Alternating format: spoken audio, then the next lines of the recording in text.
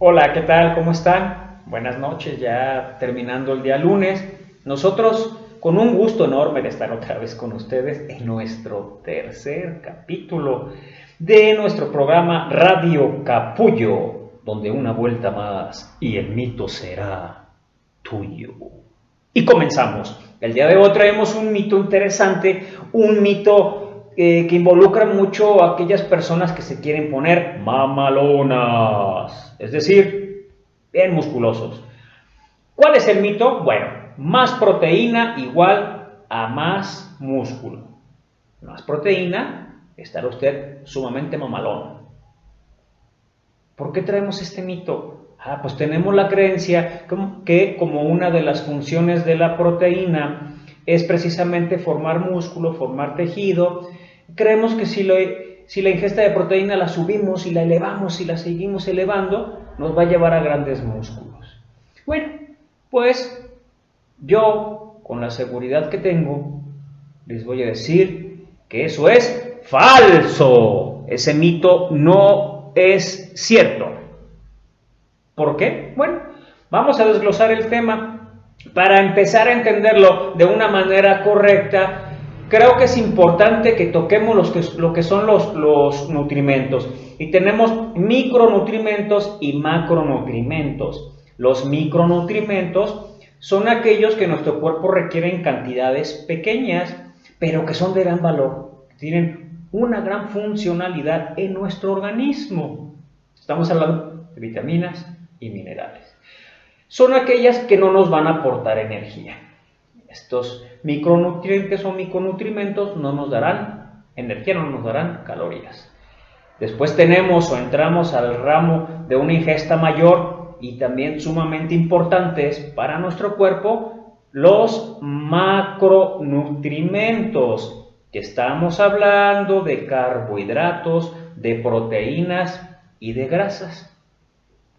Cada uno de este macronutriente tiene una función como su pilar o como su base. Por ejemplo, en el caso de los carbohidratos, la función principal es de abastecernos de combustible, de energía.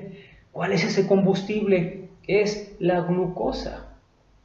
Esta glucosa es nuestro poder, nuestra energía corporal y que la ocupamos en todas nuestras funciones, incluso a nivel cerebral. Entonces, es sumamente importante este nutrimento y es una de sus funciones pilares. Entre las demás, pues podemos tener ya la ingesta de carbohidratos en cuestiones de hablar de fibra y algunas otras cosas, pero aquí el tema principal, o lo que yo quiero recalcar, es la energía. Va a ser nuestro principal abastecedor de energía, ¿ok? Después tenemos a la proteína. La proteína, sí, ciertamente tiene una función de formar tejido, de reparar el mismo, también tiene funciones de transportar algunas sustancias, etc. Pero, okay, pongamos que de las principales o nos podemos centrar en la formación de tejido, que es de donde podemos tal vez desprender el mito de que nos va a formar grandes músculos.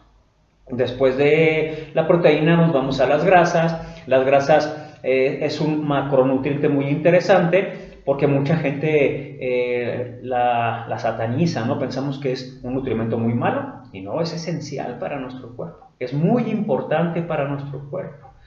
De hecho, no podríamos quitarla de la dieta. ¿Por qué? Porque resulta que todos los alimentos contienen grasa, inclusive los vegetales, en cantidades menores, pero la contienen. Entonces nosotros no podemos desprender esta grasa de los alimentos, no podemos quitarla. A final de cuentas va a estar siempre presente. Y de las funciones sumamente interesantes que tiene este macronutrimento será el poder darnos una protección, es decir, nos amortigua contra golpes porque protege nuestros órganos, protege huesos, protege órganos, cualquier golpe que yo tenga en una caída, inclusive en un choque cuerpo con cuerpo, vamos a suponer en el fútbol americano, es un amortiguador de estos grandes golpes. Otra de las funciones es que es el nutrimento que más energía nos da por gramo. No quiere decir que sea la fuente principal, pero sí es el que más calorías nos da. Un gramo de grasa nos da 9 calorías, un gramo de carbohidratos nos da 4 calorías y un gramo de proteínas nos da 4 calorías.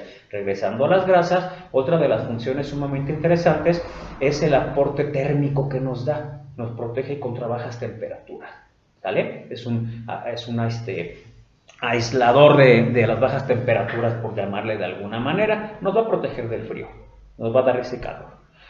Dentro de las funciones también interesantes que tenemos, recuerden que hay vitaminas liposolubles. Sin la grasa nosotros no pudiéramos tener esta absorción de estas vitaminas. Entonces es un punto a considerar.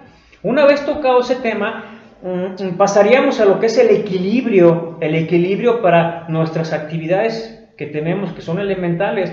O sea, nuestra ingesta de los macronutrientes va a ser basada de acuerdo a cualquier actividad que tengamos, pero la tenemos que tener sostenida con un equilibrio que nos dé el 100%, independientemente de si yo haga deporte o no. A final del día necesito estos requerimientos bajo la misma o el mismo porcentaje, mejor dicho. Tenemos que sumar el 100. Este porcentaje está basado en bibliografías y en investigaciones de hace muchísimos años y que se siguen soportando investigaciones tras investigaciones hasta la actualidad. Entonces, es una base científica que no podemos modificar nada más porque de repente se me ocurrió que si le pongo más de esto me va a dar esto. O sea, no es así, no es jugar nada más con los números, es entender el por qué está ese número ahí. Y cada fracción o cada porcentaje que yo les voy a dar del macronutrimento representa el porcentaje exacto para que cada uno cumpla con la función que les expliqué hace un rato. Los carbohidratos nos van a proporcionar, o mejor dicho, tenemos que basarnos en un porcentaje del 60%, o sea, van a representar el 60% de la energía total de nuestro gasto energético. Después tenemos a las proteínas con un 15% que nos van a abastecer ese resto. Y el último serían las grasas. Las grasas nos darían el 25% de esa energía. Y aquí estamos hablando que estamos haciendo un 100%. 60 más 15, 75 más 25, 100. Ese porcentaje que le estamos dando a cada uno de estos nutrimentos, repito, es para que cada uno lleve su tarea a cabo. Si nos empezamos a exceder, nos empezamos a bajar en el porcentaje que les estoy comentando, empezamos a tener algunos desórdenes en las funciones y por ende tendremos que empezar a ajustar. Es decir, nuestro cuerpo va a empezar a ajustar ciertas funciones. Ahorita vamos a tocar un poquito el tema al respecto. Todo esto está basado en cuanto a mi gasto basal, mi actividad diaria, mi edad, mi talla, el sexo, es decir, si es hombre, si es mujer, etcétera. Y al final del día pues, nos va a dar un total que nosotros tenemos, repito, que sumar en un 100. Después de este tema, nos pasaríamos a lo que es ya el ejercicio en sí. Cualquier persona que haga ejercicio, desde forma moderada hasta ya algo intenso, la principal fuente de energía siempre va a ser la glucosa. Ese es el combustible, recuerden. Por lo tanto, seguiremos basándonos en los carbohidratos, que es de donde sacamos nosotros la glucosa, en forma inmediata como ingesta. Entonces no podríamos bajar de 60%, tendríamos que seguir manteniendo ese 60%. Pero aquí se desprende el mito o empieza a surgir que bueno, si yo quiero aumentar músculo, entonces tengo que aumentar proteína porque es un nutrimento que me va a dar tejido. Y se nos empieza a meter esa idea. Cabe recalcar, con el respeto merecido, que la mayoría de estos mitos salen de los instructores de los gimnasios, que desgraciadamente la mayoría de ellos luego no tienen ni siquiera la preparatoria como soporte de conocimientos. Entonces es alarmante. Es de las razones por qué en México tenemos una cultura nutricional bastante pobre. Y es algo que tenemos que considerar para ir creciendo como país, para tener una mejor nutrición en nuestra población y que esto nos ayude en otros temas de otras patologías o otros mitos que se pueden ir tocando más adelante. Regresando al tema, entonces empezamos a subir la proteína, queremos empezar a jugar con este porcentaje y 15 lo metemos en 17, 18, de repente llegamos al 20, 21, 22 con la creencia de que va a pasar esto, que nos va a dar ese efecto anabólico. para dar más masa muscular o más volumen. Pues déjenme decirles que esto es falso. Como les decía, el porcentaje ideal es 15% y es el porcentaje exacto para que tenga esa función anabólica. Nosotros podemos tal vez aumentar un 1, un 2, un 3%, irnos ya hasta el límite que sería 19 y hasta donde está comprobado que a partir de ahí ya prácticamente es cero lo demás que se empiece a ingresar como proteína para el efecto anabólico. ¿Por qué? Porque entonces empezaríamos a bajar el porcentaje de los carbohidratos, el porcentaje de las grasas sería más difícil bajarlo, por lo que comenté que todos los alimentos prácticamente pues, tienen grasa y es muy complicado bajar el porcentaje de grasa. Vaya, si también yo estoy aumentando proteína y tendré que aumentar, por ejemplo, origen animal, más difícil va a ser para que yo baje el porcentaje de grasa. Entonces, lo que generalmente va a repercutir es el que va a empezar a bajar el porcentaje de carbohidratos. ¿Y qué dijimos? Que era nuestra principal fuente, que la glucosa está presente ahí, es nuestra gasolina. Por ende, aquí empieza el mecanismo de defensa que les comentaba. Al notar mi cuerpo este desequilibrio, los aminoácidos que entran en un ciclo llamado gluconeogénesis van a formar glucosa. Entonces este ciclo se va a ir a formación de energía, a formación de un combustible. En realidad para lo que va a servir va a ser un combustible, no va a ser un efecto anabólico. Entonces ahí tenemos ese mito desmentido, no va a funcionar de esa forma. ¿Ok?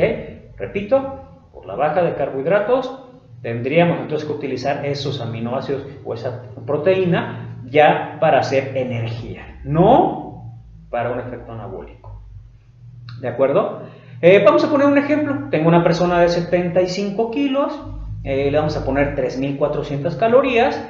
Yo como instructor digo, me viento a 22 para ponerlo mamalón, a 22% de proteína, que estamos hablando de 2.5 gramos por kilogramo de peso, cuando el estándar obedece entre 1.2, 1.5 aproximadamente, y nos podemos ir inclusive hasta 1.8. 2.5 es una barbaridad. Estamos hablando aquí inclusive hasta de un estado patológico, por ejemplo, en situaciones de personas quemadas, donde sí se tiene que disparar la proteína para recuperar lo mayor posible el tejido. Es un caso diferente, es un caso donde tenemos realmente un daño severo y patológico de cierta forma, pero tampoco llega a esas cantidades tan grandes. Esto es lo curioso, ¿no? Pero regresando al tema, esta persona, yo le doy el 22, por lo tanto tendrá que bajar este 7% que le subía las proteínas a los carbohidratos. Entonces del 60 me voy hasta 53. Ese porcentaje es insuficiente, no me va a abastecer de energía, me va a faltar glucosa. Volvemos al punto, vamos a tener que agarrar o formar este ciclo que les comentaba de la gluconeogénesis para formar esa glucosa y poder tener la energía o el combustible deseado para mi cuerpo y seguir adelante con mis actividades. ¿De acuerdo? Tengamos en cuenta que estos aminoácidos glucogénicos, que se le llamarían así, se van a potencializar cuando se detecte esta baja de carbohidratos. ¿Va? Entonces, es un tema que tenemos que tener en cuenta, es un tema bastante interesante. Ahora, otra cosa a considerar para acabar con el tema, estos aminoácidos que van a actuar en la gluconeogénesis, ¿de dónde son obtenidos? Son obtenidos en mayor parte de hígado y de tejido muscular. Sopas, poñoñoñón. ¿Qué quiere decir esto? Pues que la estructura muscular se va a ver comprometida. Volvemos al tema. No lo estamos utilizando para realmente hacer una estructura muscular. Entonces se va a ir a la gluconeogénesis, entendamos ese punto. No me queda más que darles las gracias por escucharnos o vernos de nueva cuenta. Sí quiero hacer un paréntesis, no es el tema atacar a la gente ni mucho menos. Tengo de hecho amigos que se dedican a este tipo de deporte, llamado deporte en alguna forma. Yo en lo personal me abstengo a llamarlo deporte porque ya hablando de sustancias de doping y demás, si en un deporte las usas, pierde la etiqueta de deporte. No sé si me explico, al final de cuentas estamos haciendo trampa o estamos buscando atajos. Pero sí reconozco y aplaudo bastante la disciplina que se tiene, porque no es nada más inyectarse los anabólicos, que es como consiguen la masa muscular, no con la proteína. A mí no me vengan, perdón, con jaladas, no es con la proteína. Entonces, esa masa muscular, sale ese volumen, ese marcado inclusive. O sea, les hago otro paréntesis, sé perfectamente de ciclos. Si alguien quiere venir conmigo y que le ponga un ciclo, se lo puedo poner, pero por ética. No lo suelo hacer y no lo recomiendo. Pero volviendo al tema, ¿qué pasa? Es el anabólico en realidad, pero si yo me inyecto el anabólico, tampoco va a ser magia. Tengo que reventar literalmente el músculo en el gimnasio. Y eso es con disciplina y con mucho tiempo. Y claro, cuesta billete, chavos, cuesta billete. Bueno, pues saludos a todos, raza. A los mamer también, un saludote a los cuates por ahí que están mamados. Un saludo, cuídense mucho, bendiciones. Los espero en el capítulo número 4. Saludos, raza, gracias.